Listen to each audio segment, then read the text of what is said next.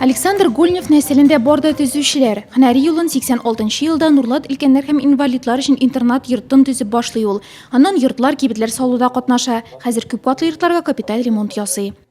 Нәселдән киләдер дип уйлыйм. Әтием дә, абыйлар да төзүчеләр. Хәзер улым да минем белән эшли. Яңа йортны нигезеннән башлап торгызу кешеләргә зур шатлык. Без дә үз хезмәтебездән канәгатьлек хисе кичерәбез. Сыйфатлы итеп тапшырылган объект ике якны да куандыра торгандыр ул. Большой плюс. Александр Гольнев белән бергә чарада районның тагы 7 төзүчесе, район һәм шәһәр башлыгы мактау кәгазьләрен алды. Бу прораблар, участок җитәкчеләре, эчке эшләр башкаручылар. Подход профессии на сегодняшний день изменен. И несмотря на это, наши строители, я считаю, с честью, достоинством своей задачи выполняют.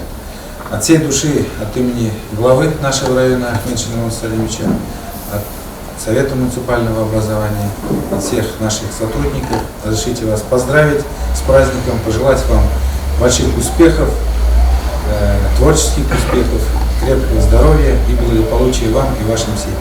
Төзүчеләр бәйрәме уңайыннан котлаулар, бүләкләр кабул иткән һәм район үзешчәннәре концерт номерларын караган белгечләр бүген дә уйлары белән эш участокларында. Нурлатта 16 подрядчы оешма исәпләнә. Быел төзүчеләр районда 9 объектны сафка бастыра. Шуларга өстәп Карл Маркс урамын яңарта. Идет строительный бум. Вы все замечаете, что мы много начали строить и жилые дома, и объекты социально-культурного назначения, и дороги. Все это делается благодаря нашим строителям.